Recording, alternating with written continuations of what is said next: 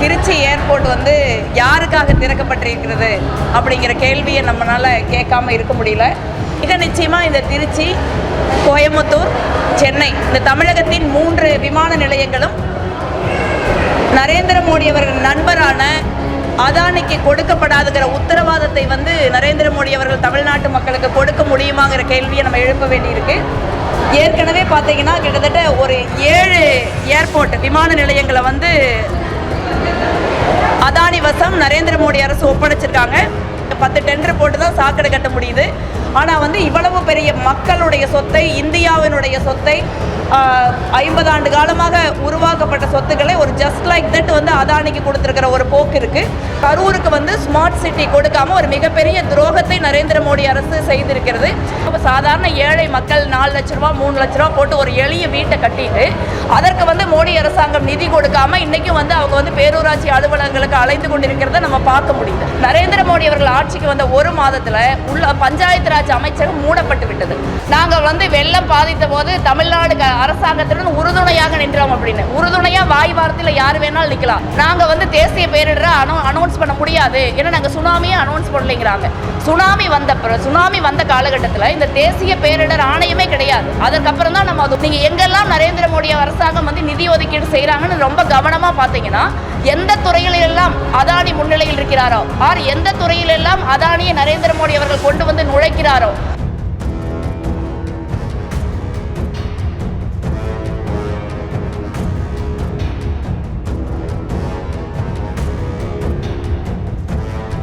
மாண்புமிகு பாரத பிரதமர் நரேந்திர மோடி அவர்கள் திருச்சி விமான நிலையத்தோட ஒரு புதிய முனையத்தை திறந்து வைத்திருக்கிறார். மகிழ்ச்சி. ஆனால் இந்த திருச்சி ஏர்போர்ட் வந்து யாருக்காக திறக்கப்பட்டிருக்கிறது அப்படிங்கிற கேள்வியை நம்மளால் கேட்காம இருக்க முடியல. ஏன்னா 2023 பிப்ரவரியிலே வந்து அடுத்து 25 விமான நிலையங்களை தனியார் மயமாக்குறதுன்னு முடிவு பண்ணியிருக்காங்க மோடி அரசாங்கம். அதில் வந்து திருச்சி, சென்னை, கோயம்புத்தூர் தமிழகத்தில் இந்த 3 விமான நிலையங்களும் இருக்குது. இதற்கு முன்னையே பார்த்தீங்கன்னா இந்த இந்த இந்த பிரைவேட்டுங்கிறது யார் அப்படின்னு நம்ம கேட்க வேண்டியிருக்குது. மிக நிச்சயமாக இந்த திருச்சி, கோயம்புத்தூர், சென்னை இந்த தமிழகத்தின் 3 விமான நிலையங்களும் நரேந்திர மோடி அவர்கள் நண்பரான அதானிக்கு கொடுக்கப்படாதுங்கிற உத்தரவாதத்தை வந்து நரேந்திர மோடி அவர்கள் தமிழ்நாட்டு மக்களுக்கு கொடுக்க முடியுமாங்கிற கேள்வியை நம்ம எழுப்ப வேண்டியிருக்கு.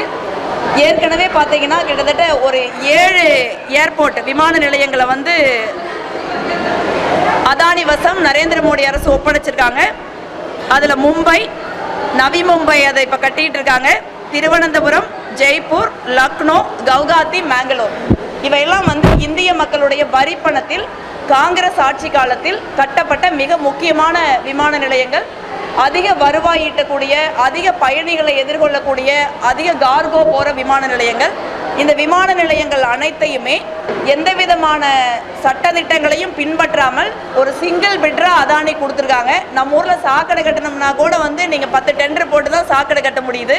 ஆனால் வந்து இவ்வளவு பெரிய மக்களுடைய சொத்தை, இந்தியாவினுடைய சொத்தை, 50 ஆண்டு காலமாக உருவாக்கப்பட்ட சொத்துக்களை ஒரு ஜஸ்ட் லைக் தட் வந்து அதானிக்கு கொடுத்துருக்கிற ஒரு போக்கு இருக்குது.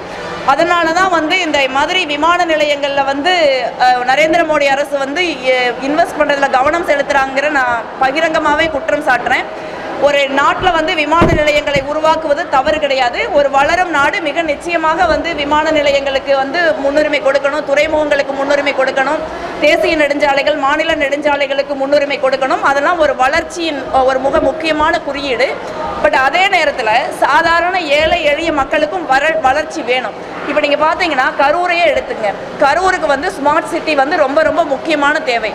கரூர் வந்து இந்தியாவில் இருக்கிற 4வது பெரிய ஏற்றுமதி நகரம். இங்கே நமக்கு மிகப்பெரிய வளர்ச்சி இருக்குது. மிக அதிக வரியை, மிக அதிக அந்நிய செலாவணியை ஈட்டி தருகிற ஒரு நகரமாக, ஒரு மாவட்டமாக நம்ம இருக்கோம். ஆனால் கரூருக்கு வந்து ஸ்மார்ட் சிட்டி கொடுக்காம ஒரு மிகப்பெரிய துரோகத்தை நரேந்திர மோடி அரசு செய்திருக்கிறது. அவ்வளவு பெரிய நகரம் ஒரு சாக்கடை பிரச்சனை, சாலை வசதி பிரச்சனைகளை இன்னும் எதிர்கொண்டிருக்குது. ஆனால் ஸ்மார்ட் சிட்டியை கரூருக்கு நரேந்திர மோடி அவர்கள் அரசாங்கம் கொடுத்திருந்தா இங்கே இருக்கிற அனைத்து பிரச்சனைகளையுமே இந்த 10 ஆண்டுகளில் நம்ம தீர்த்திருக்க முடியும். ஆனால் தொடர்ந்து இந்த மாதிரியான துரோகத்தை கரூருக்கு மட்டும் மட்டுமல்ல, தமிழகத்திற்கும் நரேந்திர மோடி அரசாங்கம் செஞ்சுக்கிட்டு இருக்காங்க. 2024 அனைவருக்கும் வீடு அப்படின்னு ஒரு திட்டத்தை முன் வச்சாங்க. இன்னைக்கு வந்து சாதாரணமாக வந்து காங்கிரஸ் ஆட்சி காலத்தில் ஐஏஒய் இந்திரா காந்தி வீட்டு வசதி திட்டம்ங்கிற பேரில் வீடுகள் கட்டிக்கிட்டே இருப்பாங்க. அது ஒரு பெரிய பிரச்சாரமாக கூட காங்கிரஸ் முன்னெடுத்தது கிடையாது. இன்னைக்கு வந்து சாதாரண ஏழை எளிய மக்களுக்கு அவர் நகர்ப்புறங்களாக இருக்கட்டும் இல்லை கிராமப்புறங்களாக இருக்கட்டும் ஒரு வீடு வந்து 3 வருஷம் ஆகுது. ஆவாஸ் பிளஸ் போர்ட்டலை இன்னைக்கு ஓப்பன் பண்ண காணோம். அதே மாதிரி நகர்ப்புறங்களில் ஒன்றிய அரசாங்கத்தினுடைய நிதியில் கட்டப்பட்ட வீடுகளுக்கு நிதி ஒதுக்கீடே இல்லாமல் சாதாரண ஏழை மக்கள் 4 லட்ச ரூபா 3 லட்ச ரூபா போட்டு ஒரு எளிய வீட்டை கட்டிட்டு அதற்கு வந்து மோடி அரசாங்கம் நிதி கொடுக்காம இன்னைக்கும் வந்து அவங்க வந்து பேரூராட்சி அலுவலகங்களுக்கு அலைந்து கொண்டிருக்கிறத நம்ம பார்க்க முடியுது. நரேந்திர மோடி அவர்கள் ஆட்சிக்கு வந்த 1 மாதத்துல உள்ள பஞ்சாயத்து ராஜ் அமைச்சகம் மூடப்பட்டு விட்டது. அந்த பஞ்சாயத்து ராஜ் அமைச்சகத்தை நீங்க வந்து ஊரக வளர்ச்சித்துறை அமைச்சகத்தோட சேர்த்தி அந்த ஊரக வளர்ச்சித்துறை அமைச்சகத்துக்கும் நிதி ஒதுக்கீடு குறைக்கிறாங்க. உதாரணமா 100 நாள் வேலை திட்டம் கிட்டத்தட்ட வந்து 17 கோடி மக்கள் இந்தியா முழுக்க வந்து பயன்பெறாங்க. உலகிலேயே மிக சிறந்த வறுமை ஒழிப்பு திட்டமாக அது கருதப்படுகிறது. அது காங்கிரஸ் ஆட்சியில் கொண்டு வந்த திட்டம். நீங்க பாத்தீங்கன்னா 2,72,000 கோடி ரூபாய் நிதி ஒதுக்கீடு செய்யணும். ஆனா வெறும் 60,000 கோடி ரூபாய் நிதி ஒதுக்கீடு செஞ்சிருக்காங்க. இன்னைக்கு வந்து தீபாவளிக்கு முன்ன நம்ம ஏற்கனவே பேசணும் 12 வாரங்கள் சம்பளம் வரல. அப்புறம் போய் நாங்கெல்லாம் போராடி முதலமைச்சர் கடிதம் எழுதி அந்த சம்பளத்தை போராடி கொண்டு வந்தோம். இப்ப திருப்பியும் 8 வாரங்களுக்கு சம்பளம் கிடையாது.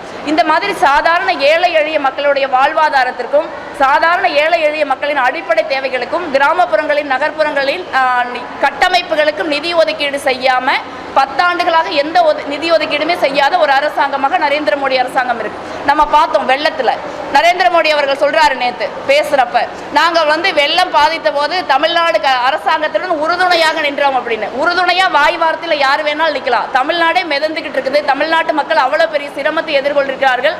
சென்னைக்கு மட்டுமே 5,600 கோடி ரூபாய் நிதி ஒதுக்கீடு செய்ய வேண்டும் என்று நமது மாநில முதலமைச்சர் அவர்கள் மாண்புமிகு ஸ்டாலின் அவர்கள் கோரிக்கை வச்சிருக்காங்க.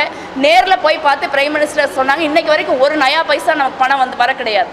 அதே போல அதற்கப்புறம் தென் மாவட்டங்கள் வெள்ளத்தில் மிதக்குது. நீங்க நிதியமைச்சர் நிர்மலா சீதாராமன் அவர்கள் ரொம்ப ஒரு இப்படி இந்த வார்த்தையை பயன்படுத்துறதுக்கு வருத்தப்படுறேன்.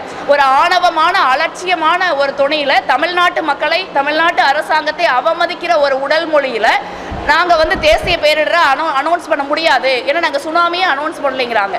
சுனாமி வந்த காலகட்டத்தில் இந்த தேசிய பேரிடர் ஆணையமே கிடையாது. அதற்கப்புறம் தான் நம்ம அதை உருவாக்குறோம். ஸோ அந்த அளவுக்கு ஒரு அப்பட்டமாக தமிழ்நாடு மக்களையும் தமிழ்நாட்டு அரசையும் அவமதிக்கிற ஒரு போக்கை வந்து நிதியமைச்சர் கைக்கொள்றதை நம்ம பார்க்குறோம்.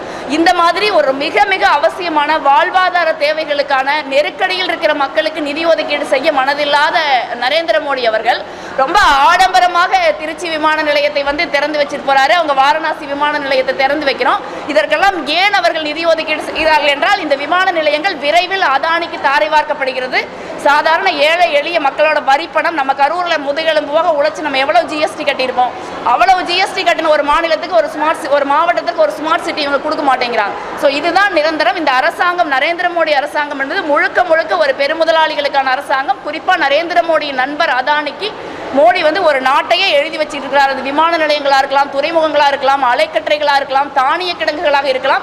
நீங்க எங்கெல்லாம் நரேந்திர மோடி அரசாங்கம் வந்து நிதி ஒதுக்கீடு செய்யறாங்கன்னு ரொம்ப கவனமா பாத்தீங்கன்னா எந்த துறையிலெல்லாம் அதானி முன்னிலையில் இருக்கிறாரோ எந்த துறையிலெல்லாம் அதானியை நரேந்திர மோடி அவர்கள் கொண்டு வந்து நுழைக்கிறாரோ அந்த துறையில் மட்டும்தான் இந்த கட்டுமானத்திலையும் உள்கட்டுமானத்திலையும் நரேந்திர மோடி அவர்கள் அரசாங்கம் வந்து முதலீடு செய்கிறாங்களே ஒழிய சாதாரண மக்களுக்கு ஒரு வீடு கிடைக்கிறதுக்கோ ஒரு சாதாரண நகர்ப்புறங்களில் கிராமப்புற வாழ்றவங்களுக்கு ஒரு சாக்கடை கிடைக்கிறதுக்கோ உள்ள ஒரு கிராமப்புறங்களில் ரோடு கிடைக்கிறதுக்கோ கல்விக்கு சர்வசிக்ஷா அபியான் அனைவருக்கும் கல்வி திட்டத்துக்கு ப. சிதம்பரம் அவர்கள் இருக்கிறப்ப காங்கிரஸ் ஆட்சியில் 2% எஜுகேஷன் செஸ் போடுவாங்க. அந்த 2% எஜுகேஷன் செஸ் முழுக்க முழுக்க வந்து கல்விக்கு மட்டுமே கொடுக்கப்படும் காங்கிரஸ் ஆட்சியில். இதுபோன்ற செய்திகளை மேலும் தெரிந்து கொள்ள எங்களது யூடியூப், ஃபேஸ்புக் மற்றும் ட்விட்டர் ஆப்களை சப்ஸ்கிரைப் செய்யவும்.